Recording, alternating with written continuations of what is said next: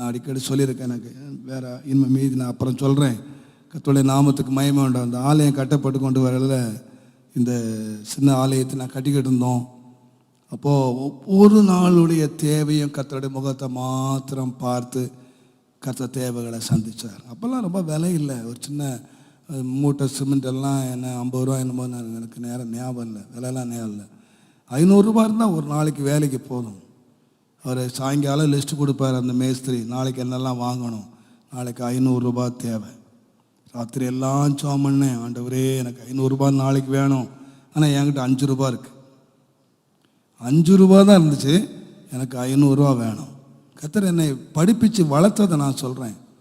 500 ரூபா வேணும், 5 ரூபா இருக்குது. அந்த நேரத்தில் நான் சொல்கிற சம்பவம் கிட்டத்தட்ட ஒரு 35 இயர்ஸுக்கு முன்னால் நினைக்கிறேன். அப்போது காலையில் ராத்திரி எல்லாம் ஜெபம் பண்ணிவிட்டு காலையில் எழும்பி என்னுடைய காலை கடன்களை, என்னுடைய வேத வாசிப்பு ஜெபத்தெல்லாம் முடிச்சுட்டு நான் உட்கார்ந்துருக்கேன். காலையில் ஒரு ஊழியக்காரையா வந்து நிற்கிறாரு. எத்தனை மணிக்கு? காலையில் 7 மணிக்கு. நான் 500 ரூபாய்க்கு கேட்டுக்கிட்டு இருந்தால் காலங்காத்தால ஊழியக்காரர் நம்மகிட்ட வாங்குற. அவர் எப்போதும் வர்றவர். அவர்கிட்ட வந்து நான் ஒரு 10 ரூபா 20 ரூபா ஏதோ கொடுப்பேன். 5 ரூபா தான் இருக்குது. நான் 500 ரூபாய்க்கு ஜெபிச்சுட்ருக்கேன். பாருங்கள், ஆண்டவர் அவர் வந்தார், வந்து உட்கார்ந்தார், காஃபி கொடுத்தேன், குடித்தார். என்கிட்ட 5 ரூபா தானே இருக்குது. இப்போ நான் இதை கொடுத்துட்டா எனக்கு தேவை 500 ரூபாயாச்சு, நான் என்ன பண்ணுறது? உட்காந்துட்டே இருந்தவர் காஃபி குடித்தார். குடிச்சிட்டு ஐயா நான் போட்டுமான்னாரு. சரி ஐயா போங்க ஐயா, ஜெபம் பண்ணுங்க. சொன்னு அவர் போயிட்டார். நான் 5 ரூபாய் கொடுக்கல, போயிட்டார். கிளியர் ஒரு மனுஷன் பேசுகிற மாதிரி, நீ என்னை எவ்வளவு நம்புறான்னு கிடையாது. இன்றைக்கு உனக்கு எவ்வளோ ராத்திரி எவ்வளோ நேரம் ஜெபம் பண்ண, என்னை எவ்வளவு நம்பி காத்திருக்க. எனக்கு 500 ரூபா வேணான்ட்டார். நீ 5 ரூபாய்க்கு நம்பலையே. நீ என்ன 5 ரூபாய்க்கு நம்பாத போது நீ எப்படி 500 ரூபாய்க்கு நம்புவேன்? 5 ரூபாய்க்கு கொடுத்தா என்ன செய்யாது?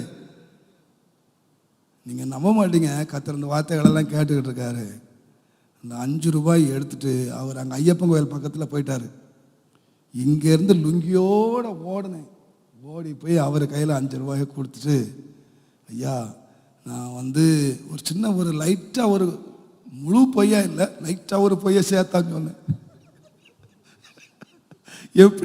எப்படி 5 ரூபா கொடுக்கறதுனா நான் கொடுக்கல ஐயா, இதை வச்சு இவ்வளோ தயா என்கிட்ட இருக்குன்னு சொல்லி கொடுத்துட்டு வந்துட்டேன். வந்து உள்ளே வந்தா அடுத்த ஊழியக்காரர் வராரு. எனக்கு வெக்கமாக போய், இவர் கொஞ்சம் பெரிய ஊழியக்காரர், இவருக்கு 5 ரூபா 10 ரூபாலாம் கொடுத்தா நல்லா இருக்காது. மழை போராட்டங்களை நான் சொல்கிறேன். காலையிலே வந்துட்டாரு. நான் நினச்சேன் போனவர் போயிட்டாரு, இதை வச்சிருந்தா இவருக்காவது கொடுத்துருக்கலாம்.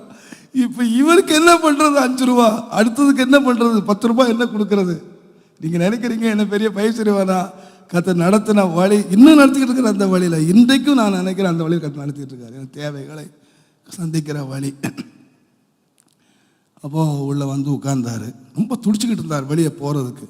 நான் சொன்னேன், என்னையா இப்போ தானே வந்து உட்காரியா, காஃபி குடிச்சிட்டு போகலாம் அப்படின்னு சொல்லி மெல்ல போய் எங்கள் ஒய்ஃப்கிட்ட போய் காஃபி வாங்கிட்டு வந்து மெல்ல குடிச்சிட்டு அவர் காஃபி குடிச்சிக்கிட்டே இருக்கார். நான் என் கண்ணெல்லாம் கேட்டில் இருக்கு, யாராவது வர மாட்டாங்களா ஆண்டவரே, என்னை வெக்கப்பட.